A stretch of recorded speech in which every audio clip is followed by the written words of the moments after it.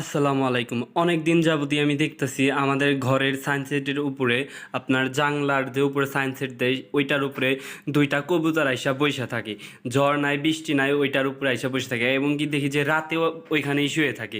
এর জন্য আমি ভাবলাম যে আমার ওইখানে আমি একটা এর আগে আপনার জংলা কবুতরের জন্য আমি একটা খাঁচার মতো বানায় রাখছিলাম, কিন্তু ইদানিং আমি আর এইগুলার ভিতর ফোকাস দিতেছি না। কিন্তু ওই কবুতর দুটাকে দেখে আমার অনেক মায়া লাগলো যে ওরা বৃষ্টির ভিতরেও দেখি তো ওইভাবে ২টা কবুতর আইসা বইসা থাকে।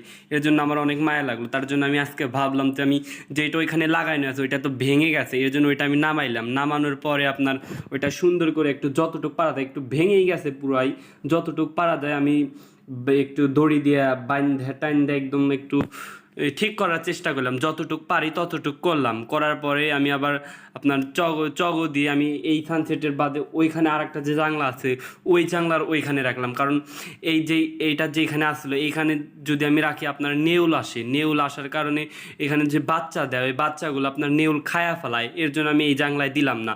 পরবর্তীতে আমি আমাদের জানলা যার একটা আছে ওই যে একদম ঘরের মাঝখানে জানলা ওইটাতে দিলাম, কারণ ওইটাতে দিলে কারে আপনার নেউল আসতে পারে না, নেউল এসে ছাউগুলা খাইতেও পারে। কিন্তু এই জানলার এখানে গাছ আছে, তো গাছের উপর দিয়ে বায়া বায়া এসে নেউলে ছাউ খায় নেই।